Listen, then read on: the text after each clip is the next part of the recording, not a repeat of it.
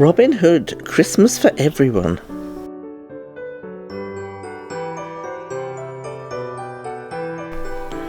On Christmas Eve, a brave fox named Robin Hood and his bear friend Little John were celebrating in Sherwood Forest. They had roasted a goose and some chestnuts over an open fire. "A true feast," Friar Tuck, a badger, said when he saw the goose. He knelt beside the fire to warm his hands. "We did our best," said Little John. "It wasn't easy to get a bird on Christmas Eve, but good old Rob knows where to find things," he chuckled. Robin Hood laughed. "Johnny, you give me too much credit. The goose was a Christmas gift from the Sheriff of Nottingham. He won't miss one little bird. You should see the spread he's got over there." "I'm sure," Friar Tuck said, "he won't notice a missing goose when he's already got a chicken and a turkey on his holiday table." Friar Tuck shook his head. "Doesn't seem right. That old sheriff gets more greedy by the day, by the hour." Robin Hood thought about what Friar Tuck had said. When they sat down to dinner with Toby Turtle and Alan a Dale, the roaster, Robin noticed everyone looked a little bit down. "This isn't a cheerful Christmas feast," Little John noted. "Something's not right," said Toby Turtle. Robin Hood nodded. He knew Toby was right, but he couldn't figure out what the problem was. "The goose tastes great," Toby said. "It's just that..." "Would some Christmas music lighten the mood?" Alan Adale asked as he picked up his guitar. "I know what it is, Robin," said Little John. He looked sad. "We took the day off to get ready for Christmas. The only thing we stole was..." "The goose," Robin Hood cried. He couldn't believe he hadn't thought of all the poor people of Nottingham who didn't have anything to eat this Christmas holiday. "The poor people of Nottingham don't have anything to eat?" Friar Tuck asked. He felt terrible. All day he'd gone around to the poorest families, handing out small purses full of coins gathered from the collection plate. He hadn't thought to bring a Christmas feast to anyone. A single tear rolled down his fat cheek.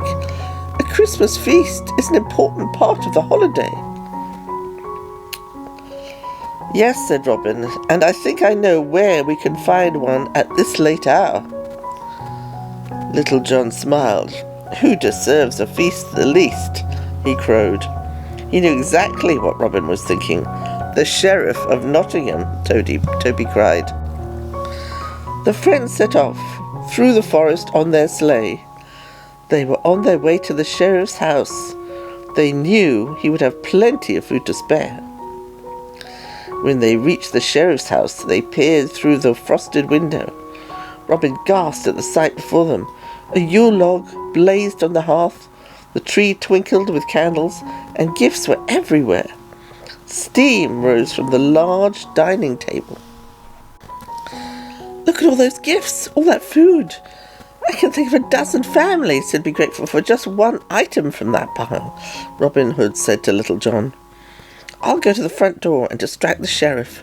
Johnny, you take the men inside, bring the feast and presents out through the kitchen, then load up the sleigh."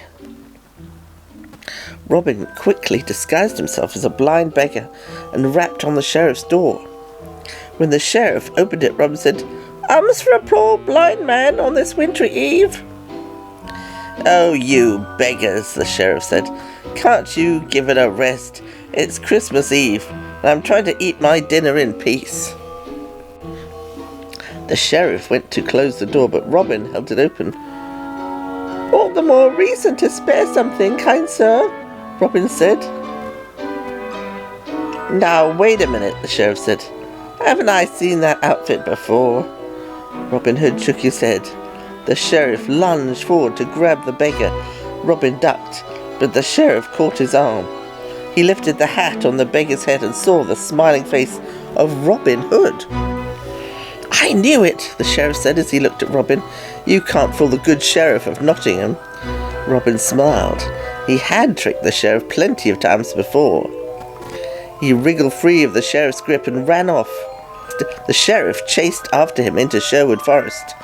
Robin laughed as he ran. He was so quick that the sheriff could hardly keep up. When Robin had put enough distance between himself and the sheriff, he climbed high into a tree. He carefully creeped out onto a thick branch to watch for the sheriff. He knew the evil man wouldn't give up easily. Robin heard footsteps crunching through the snow. He peered down and watched the sheriff run through the woods, calling after him. The sheriff searched for Robin, but he couldn't find even a footprint. "I'll get you this time, Robin Hood," the sheriff called as he ran. Robin chuckled as he slid to the ground. He'd bested the sheriff once again. Meanwhile, Little John and the rest of the men had taken the sheriff's gifts and feast. They loaded their sleigh with brightly wrapped packages, roast turkey and plum pudding. They even took the magnificent Christmas tree. Little John took hold of the front of the sleigh and started to run. Robin Hood soon caught up with his friends. "It's no time to waste," he said. "The sheriff is mad. We've got to get these gifts delivered before he takes them all back." Maid Marion, a kind young fox, and her lady-in-waiting, a cheerful hen named Lady Cluck, passed by the sleigh with their carriage. "Why, Robin Hood, what a merry surprise," Marion said as the carriage pulled up to a stop. Robin bowed low to the ladies. "Merry Christmas to you too, Maid Marion," he said. "What are you ladies doing out this fine evening?"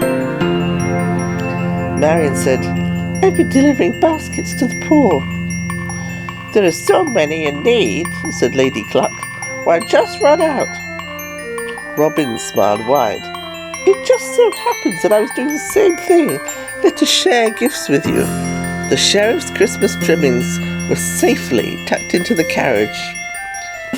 "See you back at Sherwood Forest," Robin called as Little John pulled the sleigh off into the woods. He stayed to hand out the food and gifts with Maid Marion. When they had finished, they headed to Sherwood Forest to join Little John and the others. Robin Hood couldn't help but feel that this had been a perfect Christmas. He'd given plenty of food and good cheer to the people of Nottingham.